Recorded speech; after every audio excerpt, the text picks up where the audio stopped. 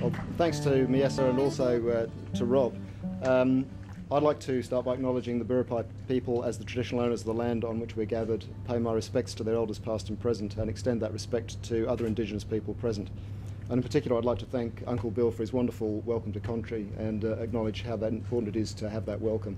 I just have to highlight the Golden Sands and Jagged Headlands. I went for a run this morning around those very same things, and it is a fabulous country here. So thank you for making us so welcome. I'd also like to acknowledge Charles Sturt University's Deputy Chancellor, Catherine Pitkin, University Council Member Richard Hattersley, Senator Evans, Federal Minister for Tertiary Education, Skills, Science and Research, and Rob Oakeshott as a Federal Member for Line, my senior university colleagues and other distinguished guests. But more generally, can I thank the people of Port Macquarie, I think, for making us so welcome to your community. We really appreciate that, and we very much look forward to being part of it. I have to say a particular and special thank you to the band from St Columba. I've got it, that's a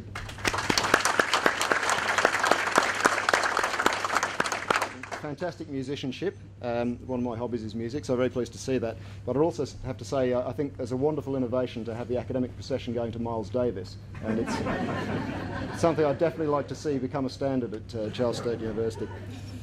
As Miesa was mentioning, I'm relatively new to the institution. I've been here since January, and I was at James Cook University in North Queensland before that. One of the reasons I was really attracted to Charles Sturt University is because it has a very clear and obvious commitment to regional communities, and I've certainly not been disappointed in that in the time that I've been here. It's a very interesting and diverse institution. We were talking to some of the local business people last night, and I think they were quite surprised at how diverse it is.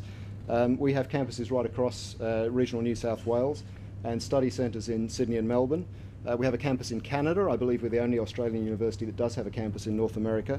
We have a very comprehensive range of courses, although we'd like medicine. I'll talk to the Minister about that later.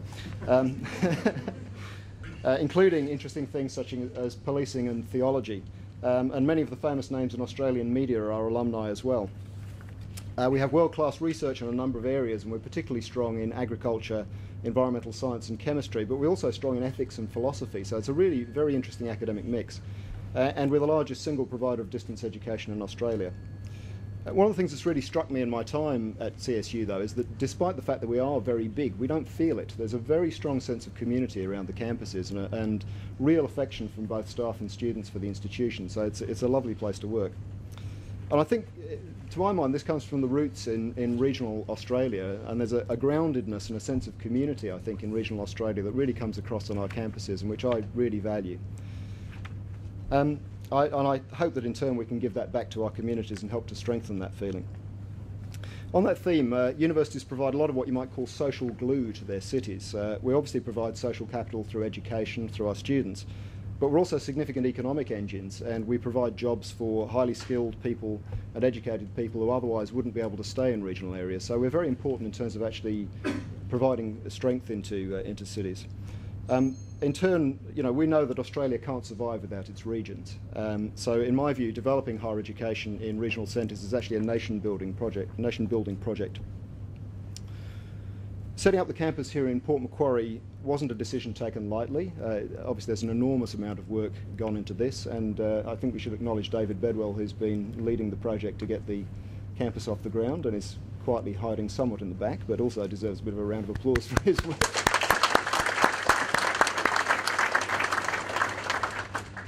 We know that higher education participation rates are not as high in Port Macquarie as we'd like them to be, and that's one of the reasons we're here. Not as high as the state average and not as high as the national average. And many people, young and old, have left Port Macquarie to go elsewhere for educational opportunities, as Rob was mentioning. We won't change that overnight. As Rob was saying, we do need to encourage people to come, and we will help to build on that with the community over time. But our experience in other places is that we do have a model that works in that regard, and we've certainly been able to make higher education in this kind of community work where I think others have struggled, so we're very confident. One of the things is that because we do have a lot of flexibility, both in the way we distribute academic workload and we have the flexibility through offering distance education, we're actually able to get critical mass in places that some other universities find more difficult.